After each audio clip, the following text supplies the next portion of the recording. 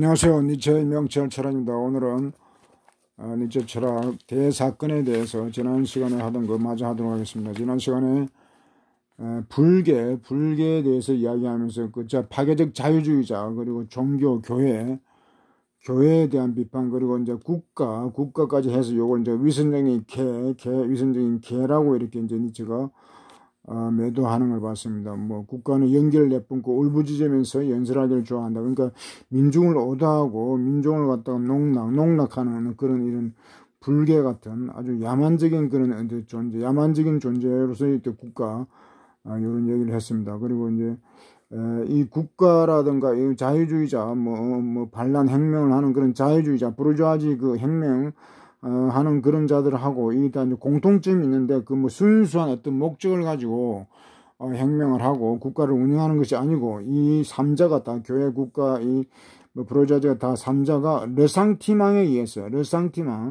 리액션, 감정의 리액션이라고 했죠. 감정에 대해서 복수심, 뭐 분노, 원한, 시기심, 뭐 이런 거에 의해서 이제 이런 국가를 악용하고 그 반란을 일으키고 한다는 것입니다. 그러니까 그 말로는 겉으로는 좋은 명분을 내세우지만은 이런 국가의 어떤 이런 기본적 속성들에 따라 우리의 감정의 어떤 감정적인 그런 리액션에 기반하고 있다는 거. 그러니까 아주 이것은 동물적이라고 할 수 있죠. 동물적 인간의 이성적인 어떤 그런 것이 아니고 이성적인 게 아니고 이성을 잃어버리고 동물적인 어떤 그런 야만적인 그런 만행을 이제 저지르는 것입니다. 교회라든가 이런 것들이 국가 뭐 이런 것들은 다 그 뭐 정치를 하고 뭐 교회 종교 뭐 활동을 하는 것이 아니고 기만적인 어떤 야만적인 위선적인 야만적인 행태를 보여주는 것이 이런 존재라는 것입니다.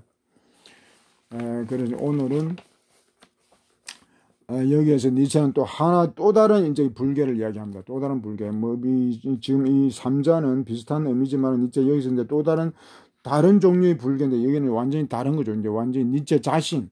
자라투스트라를 이제 새로운 불교, 색다른 불교라고 이제 이야기하면서 자라투스트라는 그럼 어떻게 혁명을 하고 어떤 견지를 가지고 있는가 이제 그 내용이 나옵니다. 다른 종류의 불교에 대해서 말하겠다. 이 불교는 참으로 대지의 심장으로부터 말한다. 그러니까 그 앞에서 한 그 자유주의자 요런 존재들 어떤 지구의 피부병이라고 그랬죠.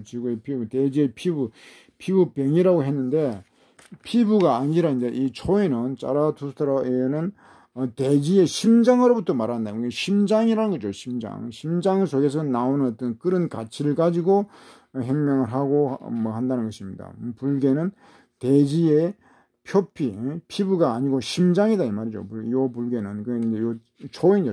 여기서는 초인 불교의 어떤 그런 전복 뭐 파괴, 불교 초인도 파괴 창조적 파괴지만은 파괴하고 전복하는 면에서는 그 앞에서 그 부르주아지마 혁명가들이나 그런 유사점이 있긴 하죠.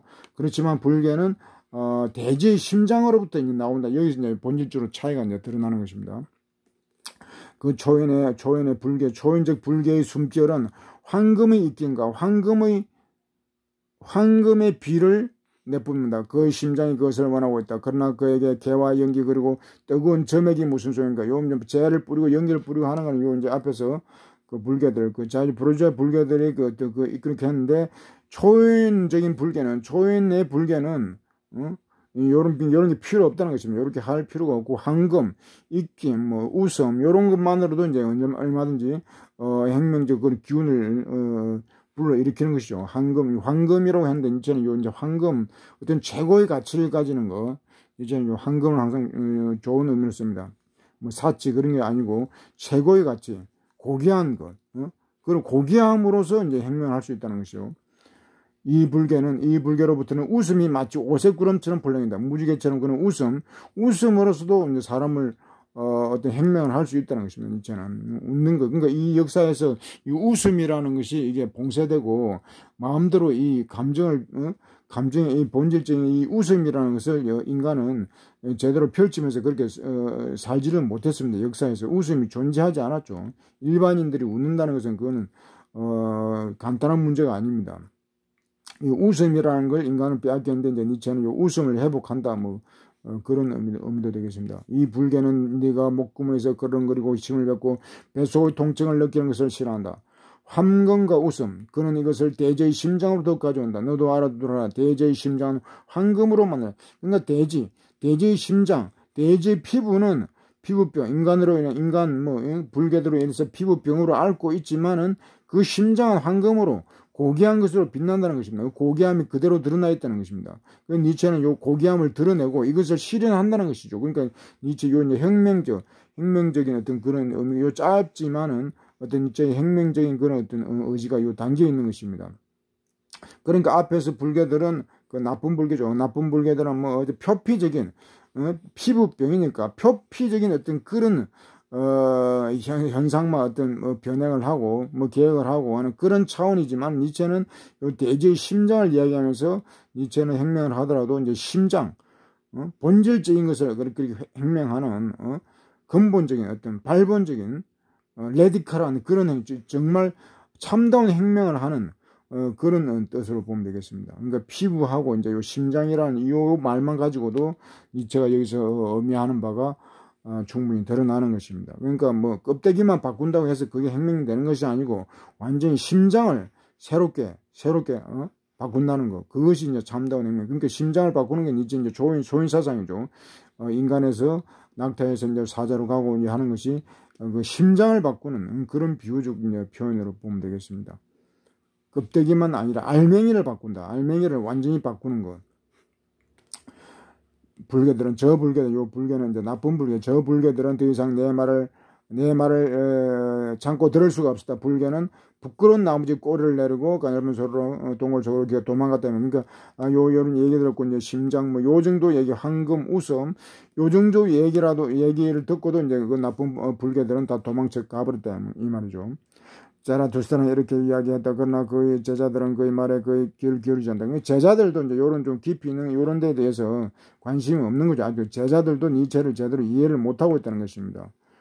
그 일을 어떻게 생각해야 한다면, 이제 그 일이라는 것은 이제 앞에서 때가 왔다, 이제 요 이야기를 말합니다. 그 일을 어떻게 생각해야 한다면 하고 자라투스는 말했다. 내가 유령이라도 된단 말인가. 아마도 그것은 내 그림자였을 것이네. 그네들은 방랑자 그의 그림자에 대해서 이미 어느 정도 듣지 않았는가. 그러나 내가 그림자를 더 단단하게 단속해야 한다는 것을 자신이 분명하다. 그렇지 않으면 그 그림자가 나의 명성을 훼손할 것이네. 이 이제 유령이라는 이제 때가 왔다. 이건 참 중요한 말인데 이제 이 말을 지금 니체가 직접적으로 하지 않고 유령이라든가 그림자 이런 걸 통해서 지금 요 예언을 하는 것입니다. 때가 왔다 앞에 어떻게 생각하는가 요 말이. 근데 그림자를 이제 단단히 단속해야 한다는 것은 때가 왔다 요 말에 어떤 함의가 많은데 요 말을 지금 그렇게 함부로 할 수 있는 그런 때가 아니기 때문에 이제 그림자를 통해서 간접적으로 이렇게 하는데 이제 그것마저도 그림자는 이제 니체의 그림자라서 니체의 어떤 유일한 벗이라고도 할 수 있고 분신이라고 할 수 있습니다. 대변인 대리격 그런 의미도 되는데 그 단속을 해야 된다는 것이죠. 그림자라고 해서 그 말을 함부로 하게 해서는 안 된다는 것입니다.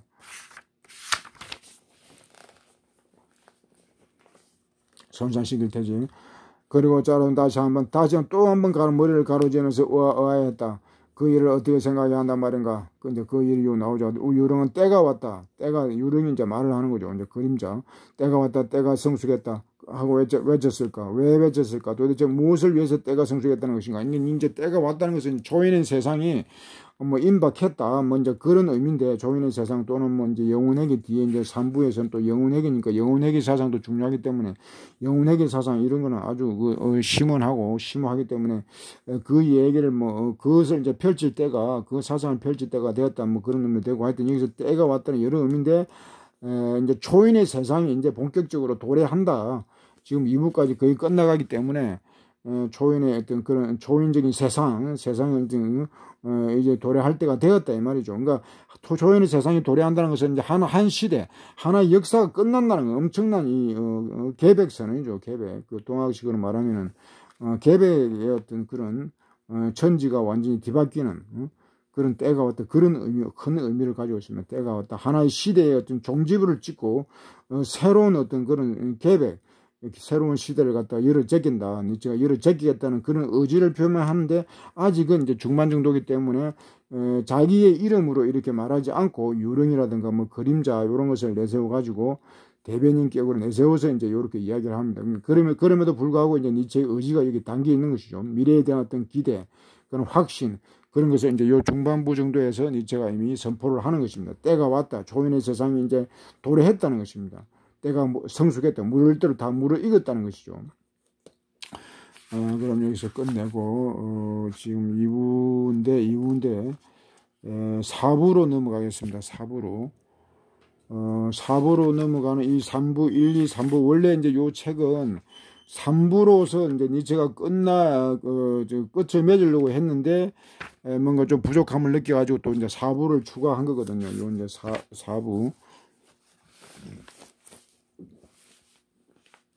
요 4부라고 돼. 이제 4부를 지금 하는 이유는 나중에 또 이제 이야기하기로 하고, 이제 4부를 지금 하는 건 요 4부가 3부로 사실상 끝나는 건데 니체가 4부를 사족처럼 이렇게 달았기 때문에 요 좀 상당히 내용이 또 쉽습니다. 쉽기도 하고 또 1, 2, 3부를 또 이제 종합하고 이제 정리하는 그런 측면도 있기 때문에 요 4부를 갖다가 하는 것도 괜찮습니다. 이 4부가 좀 심오하긴 뭐 그런 내용이 있지만은 1, 2, 3부를 어떤 종합판이라고 할 수 있고 뭐 사족처럼 그렇게 다니 사족이라고도 하고 또 요걸 또 뭐 또 완결판이라고도 하기도 합니다. 하여튼 니체는 처음에 계획은 3부로서 끝내려고 했는데 3부로 끝내려고 했는데 요 이제 4부까지도 이제 보완을 3부에서 끝내려고 했는데 4부까지 해서 이제 보완을 이제 한 것입니다.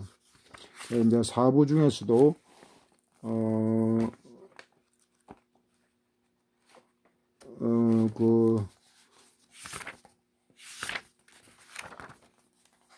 4부 중에서도 오늘 우리가 할 것은 13장, 4부의 13장, 높은 사람들, 차원 높은 사람들로 되어 있는데, 이 차원 높은 사람들, 이 제목이 좀 차원 높은 사람 이렇게 해버리면 이게 뭐 초인하고도 혼동될 수가 있죠.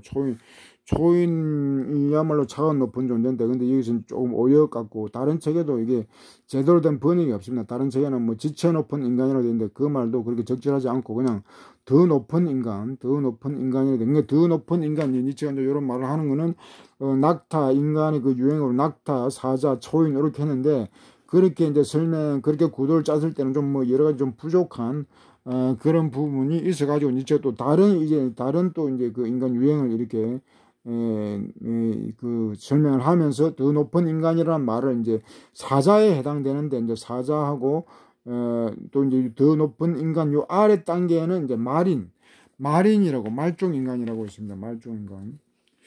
서문에 이제 그 서문에 요 말종인간 나오죠. 이 서문인데 이 말종인간, 이건 말종인간, 요 이제 낙타에 해당됩니다. 낙타인간, 경멸스러운 말종인간. 낙타에 해당되는 말로 말종인간이라는 이런 말이 있고, 뭐 천민, 뭐 노예, 뭐 같은 말이죠. 그 이제 사자에 해당하는 말로 차원 높은 인간, 이제 차원이 아니고 좀 더 높은 인간, 더 높은 인간, 요렇게 이제 니체가 호칭을 하면서, 여기서 그건 또 더 높은 인간은 사자인데, 또 이제 요걸 뭐 준초인 정도로도 볼 수 있습니다. 뭐 초인이 이미 초인의 길을 가는 사람은 초인이고, 뭐 완성된 사람도 초인이고 하기 때문에 이제 준초인으로 볼 수 있습니다. 그러니까 준초인이라는 것은 초인이면서도 또 초인이 아닌 거, 뭐 이중적인 그런 모습을 다 가지고 있죠. 하여튼 낙타에서 이제 초인의 중간 그 존재로서 이제 더 높은 인간, 그걸 얘기하는 것입니다. 그러면은 내가 처음으로 인간들에게 갔을 때 나는 은둔자다운 커다란 어리석음을 저질렀다. 시장으로 갔던 것이다. 나는 모든 사람들에게 말을 했지만 사실은 그 누구에게도 말하지 않은 셈이 되고 말았다. 그날 저녁 줄타기 광대의 시체만이 나의 길동무가 되었는데 나 자신도 거의 시체나 다름없었다. 그러나 새로운 아침과 더불어 내게는 새로운 진리가 찾아왔다. 그때 나는 시장과 천민,